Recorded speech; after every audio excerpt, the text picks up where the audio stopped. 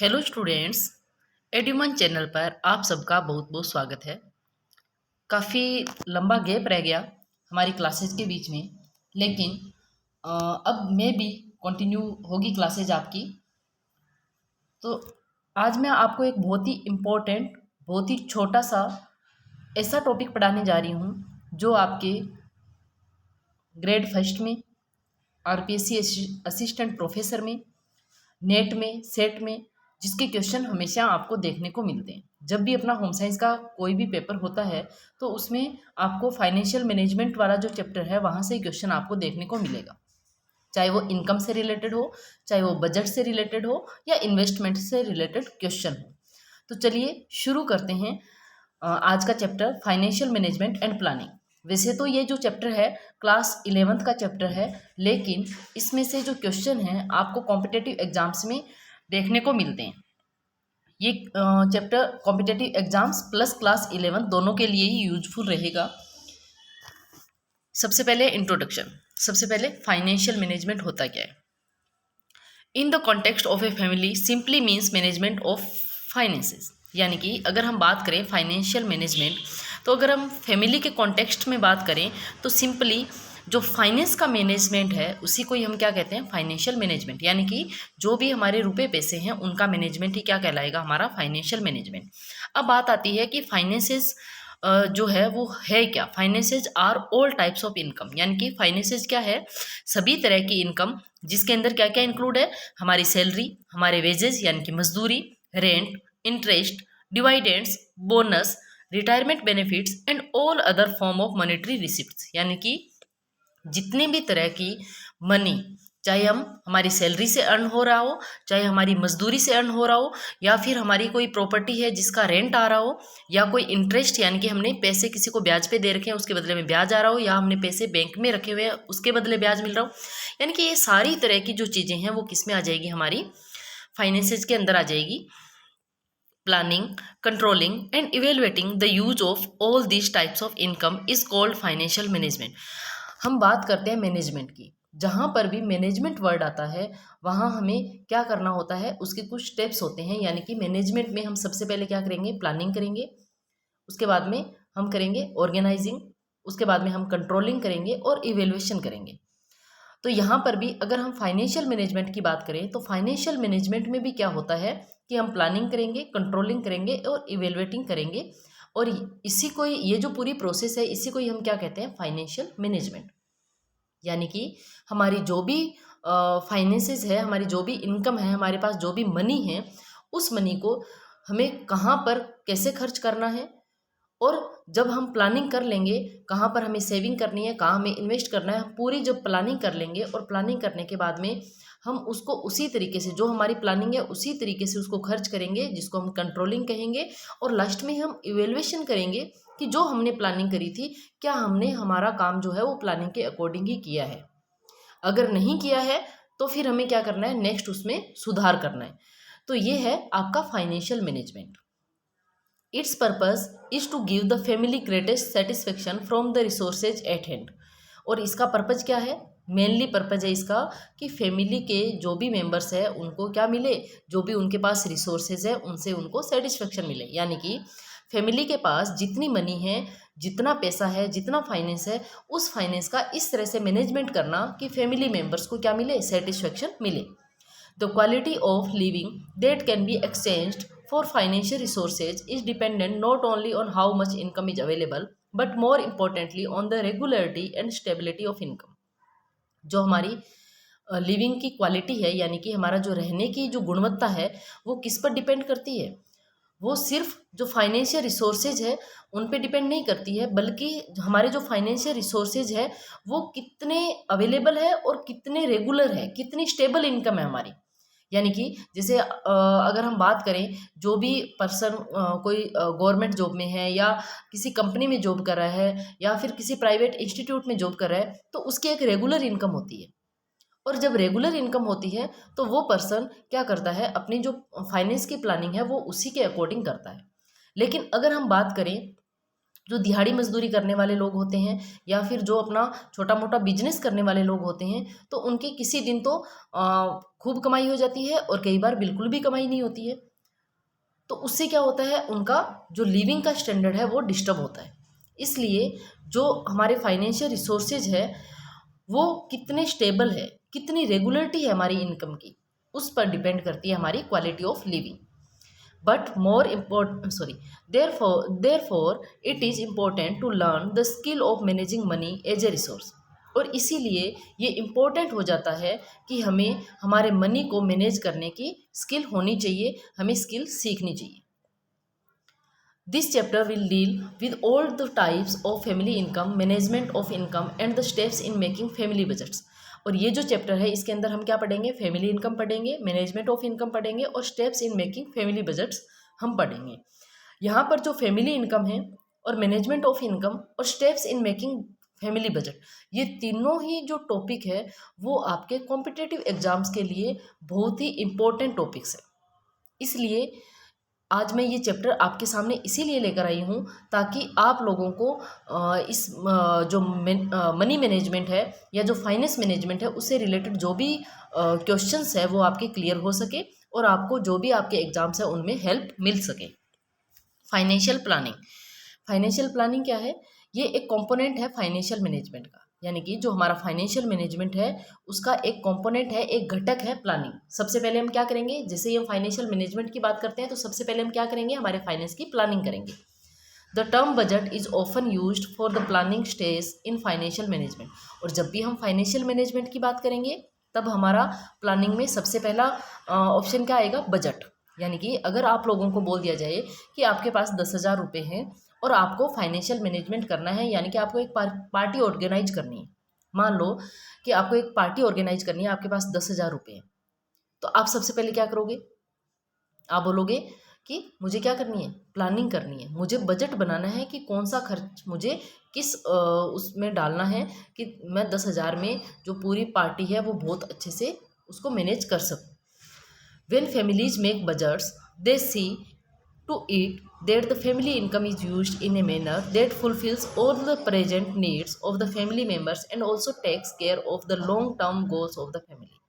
और अगर हम बात करें फैमिली बजट की, तो जो फैमिली बजट में क्या किया जाता है, जो फैमिली की इनकम होती है उससे जो भी फैमिली मेम्बर्स है उनकी जो प्रेजेंट नीड्स है उनको फुलफिल किया जाता है, और इसके अलावा जो भी उनके लॉन्ग टर्म गोल्स होते हैं उनको भी क्या किया जाता है, फुलफिल किया जाता है। यानी कि लॉन्ग टर्म गोल्स के लिए हम क्या करते हैं, सेविंग्स करते हैं, इन्वेस्टमेंट करते हैं। इसलिए जो फैमिली इनकम होती है, जब हम फाइनेंशियल प्लानिंग की बात करते हैं तो जितनी भी हमारी फैमिली इनकम है, भले ही घर में कमाने वाला एक जना हो या 4 जने हो, उन सबके जो टोटल जो इनकम आती है उस इनकम को हमें इस तरह से क्या करना है, मैनेज करना है, इस तरह से उसकी प्लानिंग करनी है कि हमारी जो प्रेजेंट नीड्स है वो भी फुलफिल हो जाए, प्लस हमारी जो लॉन्ग टर्म गोल्स है उनके लिए भी हम क्या कर सकें, हम बचत कर सकें, सेविंग्स कर सकें। Thus, families are able to achieve their objectives by optimizing the use of their resources। और इसीलिए जो फैमिलीज है वो अपने जो ऑब्जेक्टिव्स है उनको अपने जो रिसोर्सेज उनके पास अवेलेबल है उनसे क्या कर सकते हैं, अचीव कर सकते हैं।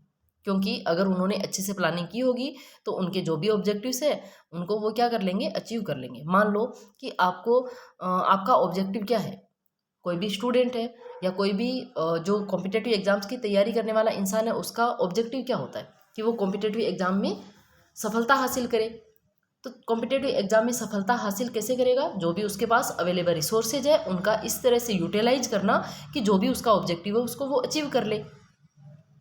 इन addition financial planning minimises wastage of money on non-essential, thus making families save a part of their income for future use. This is, however, possible when the family monitor its financial plans and evaluates the plans from time to time। जब भी हम financial planning कर लेते हैं तो उससे क्या होता है, जो हमारी मनी की जो वेस्टेज होती है वो मिनिमाइज हो जाती है।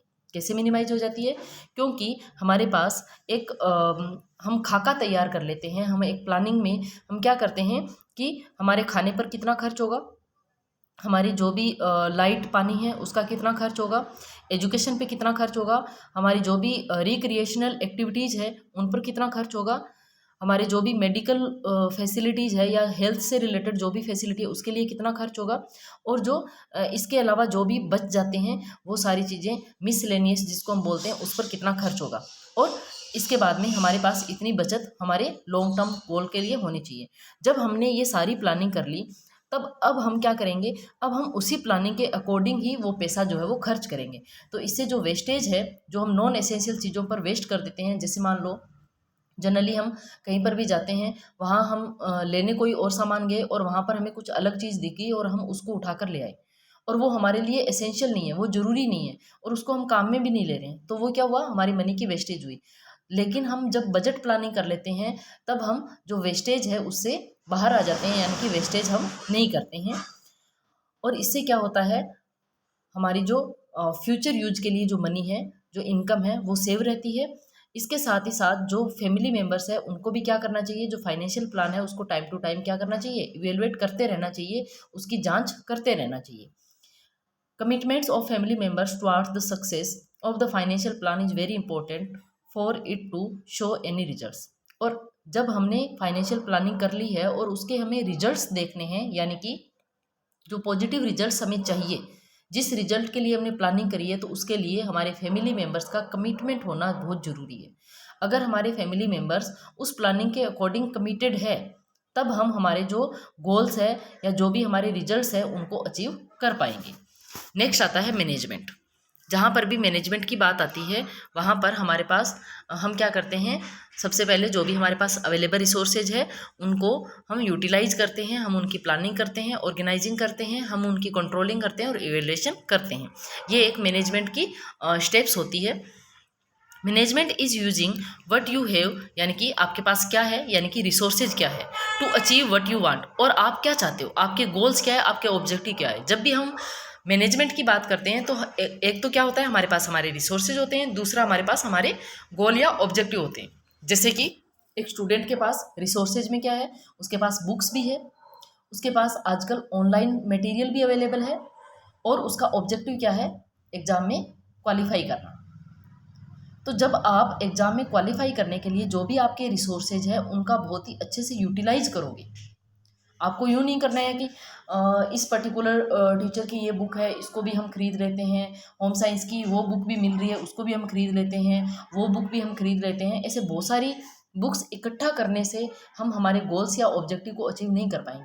उसके लिए हमें क्या करना पड़ेगा, हमारे पास जो अवेलेबल रिसोर्सेज है उन्हीं को ही हमें बहुत ही अच्छे से यूटिलाइज करना है, बहुत ही अच्छे से उसकी प्लानिंग करनी है कि हम उन्हीं को ही बहुत अच्छे से पढ़ें, और जिससे हम हमारा जो गोल या ऑब्जेक्टिव है उसको फुलफिल कर सकें। Family resources are the resources that are available to the individual or family at a particular time which help them reach their family goals। और जो हमारे फैमिली रिसोर्सेज होते हैं, जो भी हमारे पास चाहे वो इंडिविजुअली अवेलेबल हो या फिर फैमिली के पर्टिकुलर टाइम में जो फैमिली मेम्बर्स हैं उनके पास अवेलेबल हो, जिससे हम क्या करते हैं, हमारी फैमिली के गोल को अचीव कर पाते हैं। Family resources include human resource, और फैमिली रिसोर्सेज में क्या क्या इंक्लूड होता है, ह्यूमन रिसोर्स और नॉन ह्यूमन। नॉन ह्यूमन जिसको हम मटेरियल रिसोर्स भी कह सकते हैं। ह्यूमन रिसोर्सेज में क्या क्या आएगा आपके, knowledge, skill, health, time and energy. हम बात करते हैं रिसोर्सेज वाले चैप्टर की, वो भी आपके एग्जाम में आपके जो सिलेबस है उसके अंदर दिया हुआ है कि रिसोर्सेज क्या है, कितने तरह के होते हैं, और वहाँ से भी आपके क्वेश्चन आते हैं, उस चैप्टर को भी हम पढ़ लेंगे।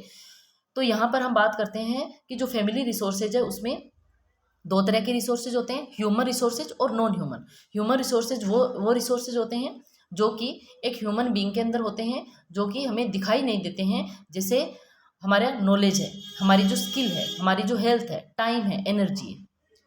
और मटेरियल रिसोर्सेज क्या होंगे, जैसे हमारे पास रहने के लिए घर है, हाउसिंग, मनी, हमारे पास पैसा है, इन्वेस्टमेंट।